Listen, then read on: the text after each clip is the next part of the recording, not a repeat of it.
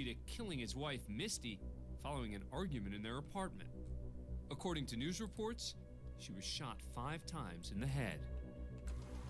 When police arrived, they found Misty's body in the bathroom and Lamoureux fleeing the scene.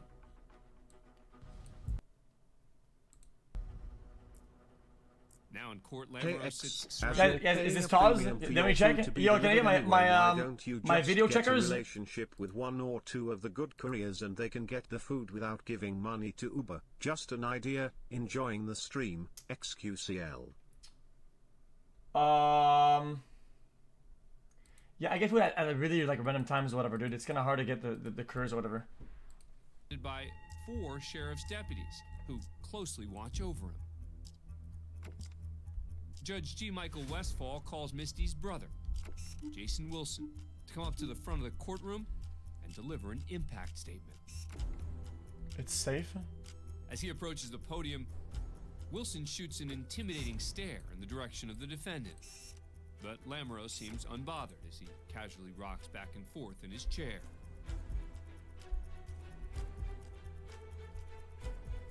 After speaking for a bit, Wilson breaks from his emotional testimony and turns his full attention to Lamoureux. Since the words don't appear to have any effect on Lamoureux, Wilson tries a different approach.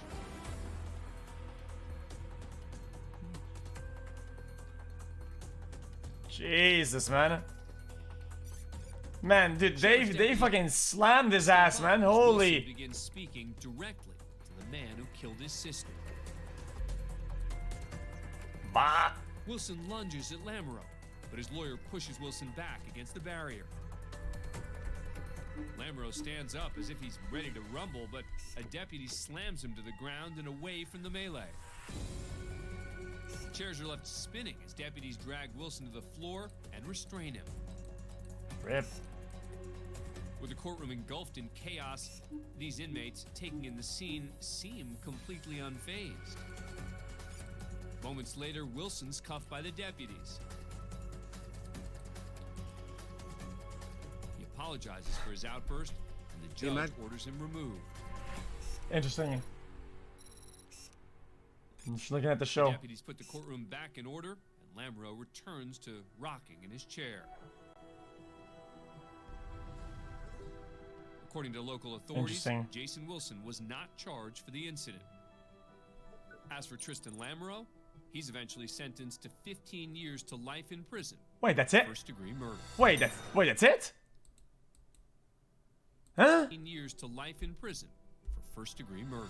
What? We're inside the Frank Murphy Hall of Justice in Detroit, Michigan. 8:40 to 9. 24-year-old Jasmine Gordon and her 34-year-old boyfriend, Clifford Thomas, are being sentenced today for the death of Gordon's 3-year-old daughter, Jamila Smith. Thomas, who is not Someone Jamila's fleeing father, crime scenes actually does cause death. Yeah, of course. 2 days ago, South African rugby legend Pedri Wannenberg, who moved to Texas to coach rugby, was killed in a car accident due to a 16-year-old fleeing from police. It's fucking stupid, man. R.I.P. Pedri, you will be missed. Girl when he claims she hit her head and stopped breathing. But why isn't it 15 years is a long time? Dude, somebody isn't going to have any years. They have 0. They have 0. They could have had 60, 75 left of their life. They get 0. They're dead forever. And they're not coming back. And you get to do that, and then yours is hindered by 15. And you can still get to live while you have the 15 years you're just in prison. Like, what? Authorities ruled her death what are you talking homicide, indicating the child died of multiple blunt force trauma injuries. Both Gordon and Thomas were found guilty of involuntary manslaughter, among other charges. Oh, you motherfucker. Today, Gordon and Thomas appear in court together, so family members won't have to deliver impact statements twice. She made a bad choice, a real bad choice, and to let this stranger babysit her kids, because that man was a total stranger to them kids. Sitting just off camera in the gallery is the dead child's father, Dwayne Smith. There's only a few feet and not much else between Smith and the man convicted of killing his daughter. When he's asked to deliver an impact statement, he delivers. Oh, Jesus Christ, man.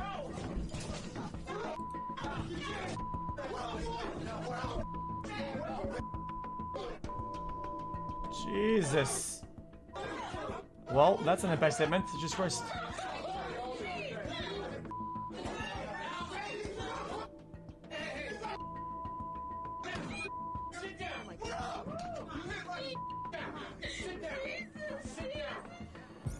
If we take another look, you can see Smith enter the frame here and clearly punch Thomas in the head.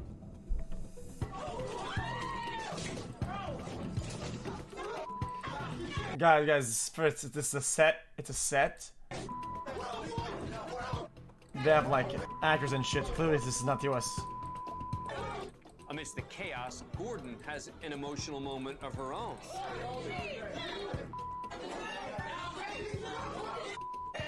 And has to be comforted by her attorney. Jesus, well, that was kind of crazy. It takes several sheriff's one deputies last. to finally restore order. When the hearing resumes, Judge Margaret Van Houten issues a warning. When was the timing of the pause? Courtroom. If there are any, will be removed from the courtroom. She sentences Thomas to 57 months to 15 years for involuntary manslaughter and 1 to 2 years for resisting arrest. After Thomas is taken away, a tearful Gordon makes a plea to the judge. To be placed in jail right now after kissing my daughter for the last time. Jesus Christ. And double murder. Huh? Boggs reportedly went to the Cook home to buy marijuana. Once inside, the drug deal turned into a robbery and double murder. Boggs is in court for his arraignment. He's pled not guilty to all charges. In the gallery are members of the victim's family, devastated by this horrific crime. Bob will be held with no bond. So that's for pre-trial conference on March 26th. The judge orders Boggs held without bond and sends him back to his cell. Just as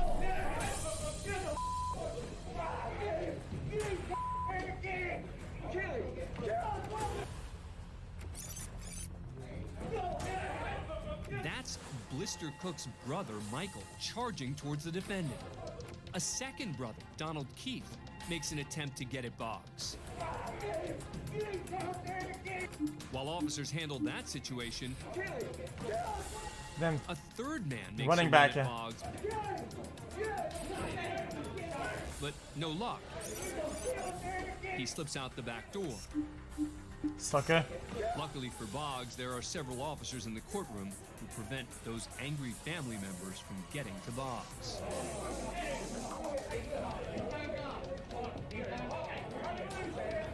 Aw, man. What are they gonna charge him with, man? He just wanted to shake his hand, All man. charges and sentenced to life in prison with no chance for parole. Now we head to Cleveland, Ohio, to the Cuyahoga County Common Pleas Court for the sentencing of convicted serial killer Michael Madison. Madison's been convicted on 3 counts of aggravated murder for the killing and mutilation of 3 young women in Ohio. The gruesome nature of the crime shocked the community of East Cleveland. Police found the remains of the victims in different areas of Madison's neighborhood, one in his own apartment.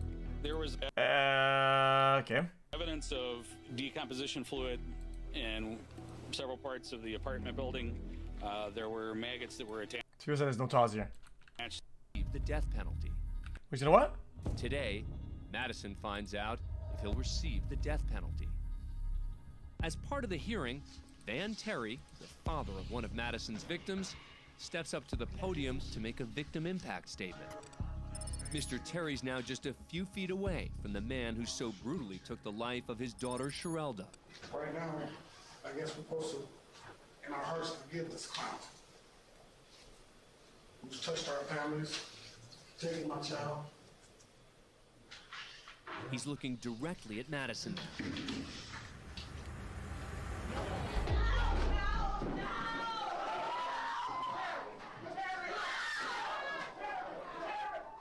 Holy.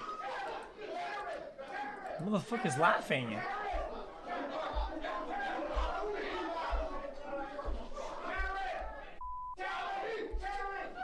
All right. Whoever's in the red hat, you're Van Terry is released without charges. A short time later, County Judge Nancy McDonnell hands down Madison's sentence. Michael Madison is sentenced to death and will now live on Ohio's death row. Now we head to the Otero County Courthouse in Roswell, New Mexico, for the criminal trial of Michael Cox Jr. Authorities say Cox molested a young child while the two were alone watching television. He was charged with criminal sexual contact of a Look at this minor under the age motherfucker. of 13. With the trial now concluded and Cox found guilty, Judge Jerry Ritter Jr. calls a bench conference with attorneys from both sides. As Deputy DA Scott Key, the man who just helped convict Cox, walks back to his seat,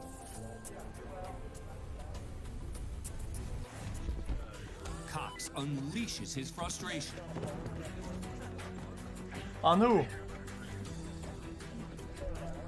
Oh yeah, on the opponent cancel?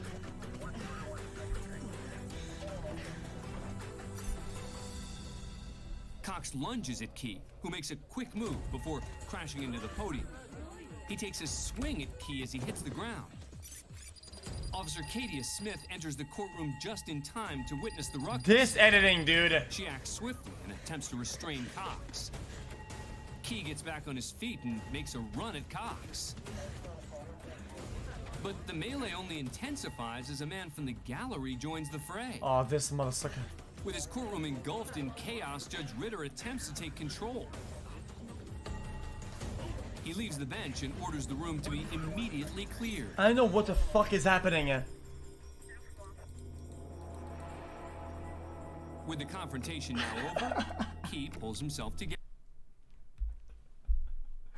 Gamble, it's like when you get a bonus.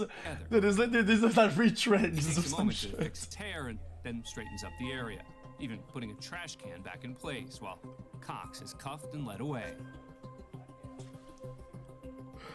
Order is finally restored. Michael Cox Jr. received 18 years for criminal sexual contact with a minor. And for his ill-advised attack on Key, the newly convicted felon picked up an additional 6 years for felony battery on a peace officer and misdemeanor aggravated battery. Both sentences will run consecutively. Thanks for being a fan of Court. Ooh, back to back. Jesus. Yeah, what is that?